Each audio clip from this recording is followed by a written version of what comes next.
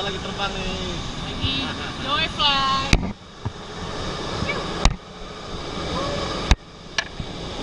Kita lagi joy fly.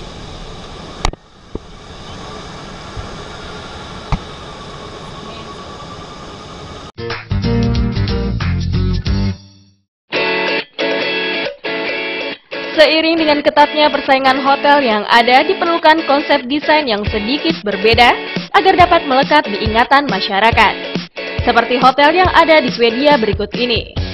Jumbo Stay adalah sebuah hotel dengan konsep desain kamar hotel yang unik. Bahkan bisa menjadi nilai tambah agar membuat orang memilih hotel tersebut sebagai tempat penginapan. Seorang pengusaha bernama Oscar Dios melakukan inovasi terbaru terhadap dunia perhotelan. Ia mengubah pesawat Boeing Jumbo Jet 747-200 yang terparkir di Bandara Arlanda, Stockholm menjadi sebuah hotel yang mewah. Ada 8 jenis kamar dalam Jumbo Stay ini. Kamar paling mahal berada di kokpit pesawat yang disebut dengan cockpit suite. Harga per malamnya bisa mencapai 5,2 juta rupiah. Fasilitas yang ditawarkan di hotel pesawat ini bisa dikatakan cukup mewah karena dengan adanya wifi gratis, TV layar datar, dan terdapat cafe mini.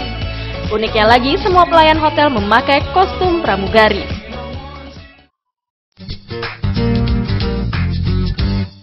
Dengan beragam satelit mengitari bumi dan teknologi GPS bisa mudah diakses dari mobil ataupun ponsel, mengapa pesawat terbang yang besar malah sulit dilacak? Menurut konsultan keselamatan penerbangan, bukan begitu halnya.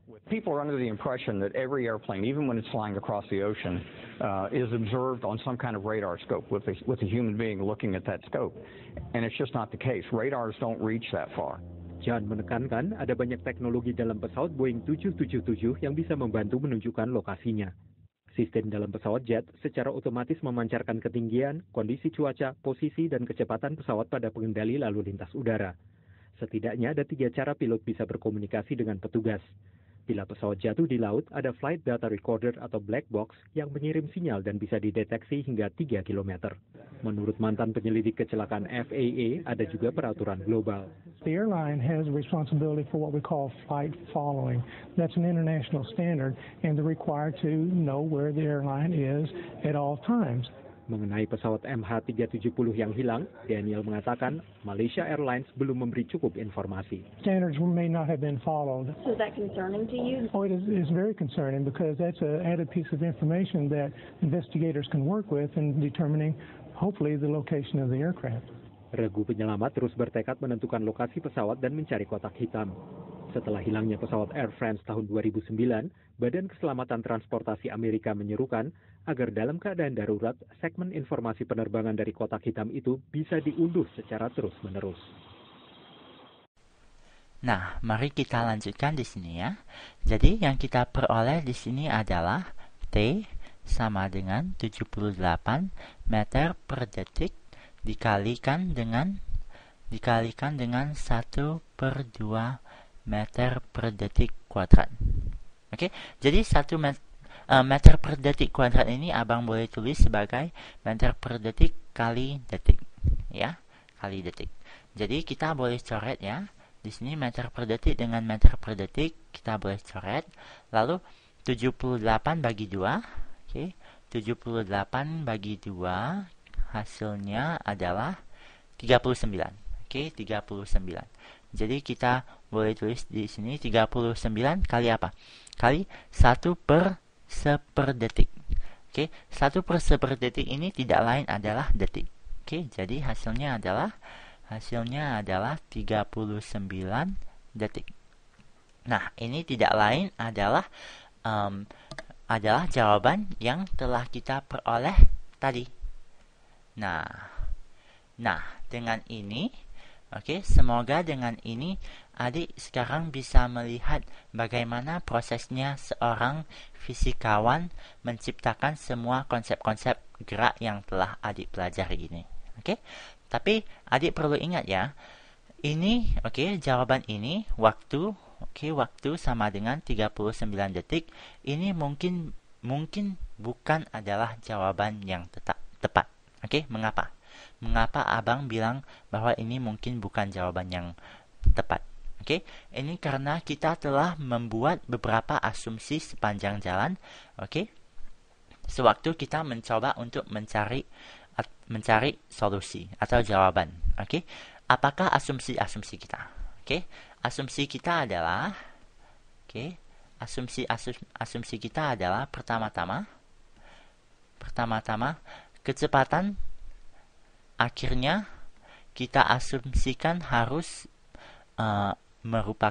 harus 78 meter per detik. Oke, kita telah mengasumsikan bahwa pesawat ini perlu mencapai kecepatan 78 meter per detik sebelum pesawat ini bisa lepas landas. Oke, ini kemungkinan besar adalah asumsi yang salah, ya.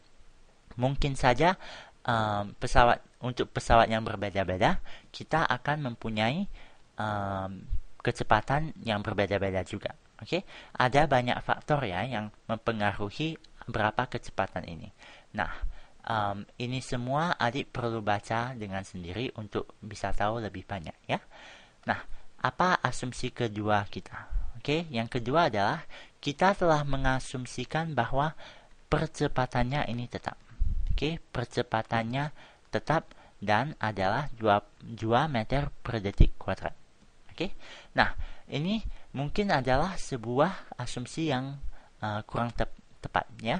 Mungkin aja pesawatnya sebenarnya mempunyai percepatan yang selalu berubah-ubah. Oke, bukan cuma 2 meter per detik kuadrat saja, ya kan? Nah, karena asumsi kedua asumsi ini mungkin salah, makanya jawaban yang kita peroleh itu mungkin juga adalah jawaban yang salah. Oke, jadi adik bisa tanya dong, jadi mengapa kita melakukan semua perhitungan ini? Kita melakukan semua ini karena paling tidak kalau adik ditanya pertanyaan ini, adik tidak perlu menjawab dengan tidak tahu. Oke, sebaliknya adik bisa bilang sebenarnya jawaban ini tergantung, ya. Mungkin saja asumsi saya bisa salah, tapi kalau pesawatnya adalah Airbus A380 yang memerlukan kecepatan 78 meter per detik untuk lepas landas dengan percepatan 2 meter per detik kuadrat, maka waktu yang diperlukan oleh pesawat ini adalah 39 detik untuk lepas landas. Nah, dengan ini adik bisa menjawabnya seperti ini. Oke. Nah, adik abang mau adik sadar di sini, ya, bahwa ini adalah proses yang standar yang dilalui oleh semua ilmuwan untuk memecahkan sebuah soal. Oke. Jadi mungkin soal yang mereka perlu mau pecahkan itu rumit sekali. Oke. Tapi mereka tidak mau menyerah begitu saja. Mereka tidak puas dengan jawaban tidak tahu. Oke. Maka dari itu mereka menciptakan semua konsep fisika ini dengan harapan mereka bisa selangkah lebih maju dalam pengetahuan mereka, selangkah lebih dekat ke jawaban yang mereka mau, dan juga selangkah lebih tahu dari generasi-generasi sebelumnya. Inilah semangat yang membuat umat manusia dapat berkembang. Oke, jadi dengan ini abang berharap semoga adik juga mempunyai semangat seperti ini, dan pada akhirnya adik juga dapat berkontribusi untuk kemajuan umat manusia seperti ilmuwan sebelumnya. Oke, nah sampai di sini dulu, ya. Untuk sekarang, sampai jumpa lagi pada video berikutnya. Bye bye.